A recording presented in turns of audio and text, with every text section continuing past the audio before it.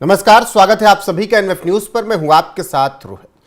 तमिलनाडु की जिम्मेदारी के अन्नामलाई को बीजेपी के केंद्रीय नेतृत्व ने दिया था और अन्नामलाई ने बखूबी काम किया। जिस तरीके से उन्होंने विरोधियों पर हमला बोला, उनकी नीतियों पर सवाल उठाए, उसका फायदा बीजेपी को तमिलनाडु में हुआ और उनका वोट परसेंट पिछली बार से बढ़ा।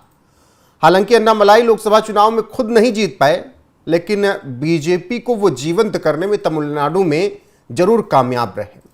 ऐसे में अब जब विधानसभा चुनाव हैं तो अन्नामलाई का अध्यक्ष पद से इस्तीफा हुआ है। तमिलनाडु के अध्यक्ष पद की जिम्मेदारी अन्नामलाई छोड़ चुके हैं और इसके बाद कहा जा रहा है कि क्या अन्नामलाई का डिमोशन होगा या प्रमोशन होगा।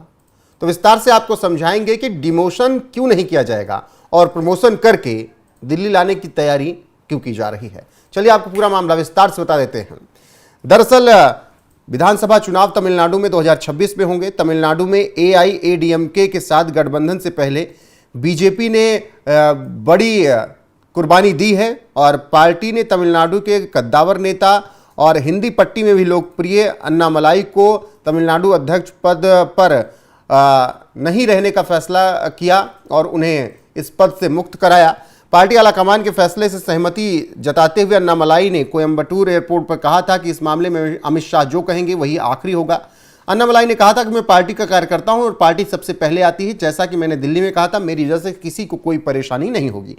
अन्नामलाई ने इस बयान से ये तो साफ कर दिया था कि AIADMK के साथ गठबंधन बीजेपी का हो सकता है, कोई रिस्क नहीं है और अन्नामलाई कोई भी दिक्कत पैदा नहीं करेंगे। लेकिन अब सवाल आगे का है, क्या अन्नामलाई का डिमोशन कर दिया जाएगा या फिर अन्नामलाई का प्रमोशन किया जाएगा।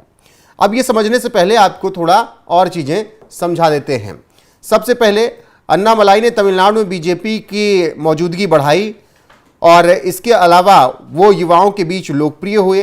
सोशल मीडिया पर उनकी लोकप्रियता बढ़ी। 2024 के लोकसभा चुनाव में बीजेपी भले ही सीटें नहीं जीत पाई, लेकिन पार्टी का वोट शेयर जो था वो 3.5% से बढ़कर 11.2% हो गया। अब आप इससे समझ सकते हैं कि अन्नामलाई का फैक्टर कितना काम आया और निश्चित तौर पर अन्नामलाई को इसका श्रेय दिया गया और पार्टी किसी भी हाल में इस मोमेंटम को अब तमिलनाडु में खोना नहीं चाहती है, क्योंकि एक चेहरे के दम पर 3.5% से 11.2% तक वोट शेयर ले जाना ये बड़ी सफलता है। 2024 की बड़ी हार थी तमिलनाडु में और अन्नामलाई भी हार गए थे। तो ऐसे में अन्नामलाई पर फिर भी विश्वास केंद्रीय नेतृत्व ने रखा और अब जब विधानसभा चुनाव है तो AIADMK और अन्नामलाई के बीच थोड़ा बनती नहीं है, इसीलिए अन्नामलाई का इस्तीफा अध्यक्ष पद से कराया गया। नए अध्यक्ष की तैयारी हुई और अब गठबंधन हो सकता है और इस बीच अन्नामलाई को केंद्र में लाने की प्लानिंग है। जी हां, आपको बता दें कि डिमोशन के बजाय प्रमोशन किया जाएगा अन्नामलाई का।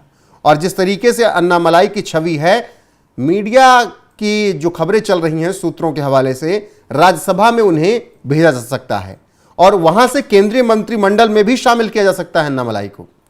यह कदम अगर लिया जाता है तो यह अन्नामलाई का प्रमोशन होगा और इससे तमिलनाडु में भी सक्रियता बीजेपी की और ज्यादा बढ़ेगी, क्योंकि अन्नामलाई बड़े चेहरे हैं तमिलनाडु के और अन्नामलाई अगर केंद्र में आते हैं, राज्यसभा जाते हैं और फिर मोदी कैबिनेट में आते हैं तो इससे तमिलनाडु पर बहुत ज्यादा प्रभाव पड़ेगा और अन्नामलाई और ज्यादा सक्रिय हो सकेंगे। अध्यक्ष पद पर जब तक थे उन्होंने काम बेहतर किया, लेकिन अब आगे की बात हो रही, क्योंकि अध्यक्ष होंगे नहीं और बहुत मुश्किल है कि उन्हें विधानसभा चुनाव लड़वाया जाए।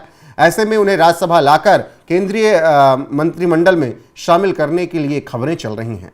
बहरहाल क्या होगा ये तो मोदी शाह ही तय करेंगे आगे, लेकिन जिस तरीके से अन्नामलाई को लेकर बातें हो रही हैं उनका कद बढ़ेगा ना कि घटेगा। वैसे आप अन्नामलाई पे क्या सोचते हैं? क्या अन्नामलाई को प्रमोशन देना चाहिए या फिर उन्हें तमिलनाडु में ही तमिलनाडु तक ही सीमित रखना चाहिए या फिर दिल्ली लाना चाहिए? कमेंट में जरूर बताएं। वीडियो को शेयर करें, लाइक करें, चैनल को सब्सक्राइब करना ना भूलें। बने रहें हमारे साथ। नमस्कार।